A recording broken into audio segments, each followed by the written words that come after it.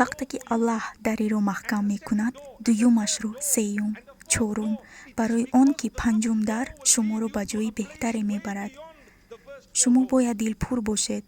Шумо кӯшиш кардед, вале Аллаҳ дарро баста кард. Шумо боз кӯшиш кардед ва Аллаҳ дари дуюмро низ баст ва сеюмро низ.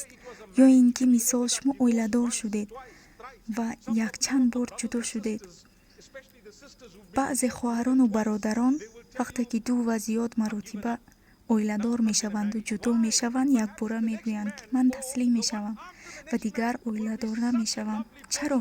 Мумкин шахси оянда шахси хеле хуб мешавад ки шумо гузаштаатонро фаромӯш мекунед. Бале, вале шумо агар таслим шавед, умедҳои шумо низ қарор мегиранд. Шумо коратонро аз даст додед. дуюмашро, сеюмашро низ. Якчанд бор ариза супоридед, вале шуморо ҳеҷ кас ба кор қабул накард. Ман 10 бор ҳуҷҷат тайёр кардам, вале ҳеҷ кас маро ба кор қабул накард.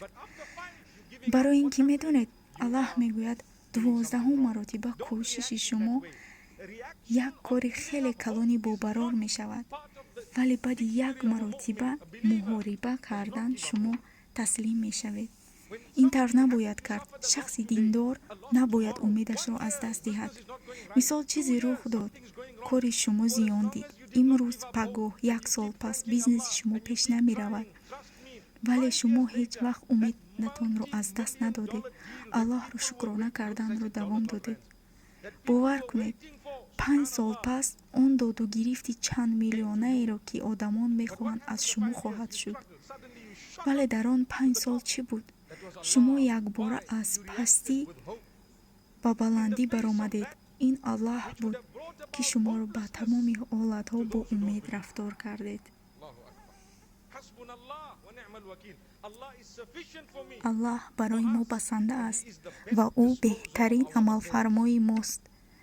Аллаҳ мегӯяд, натиҷаи ҳамон боварие ки онҳо доштанд ва дуоҳое ки онҳо мекарданд.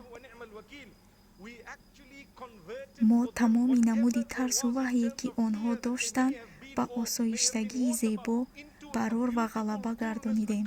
муваффақият аз куҷо омад? Аз ба ҳолат дуруст рафтору реаксияи инсон.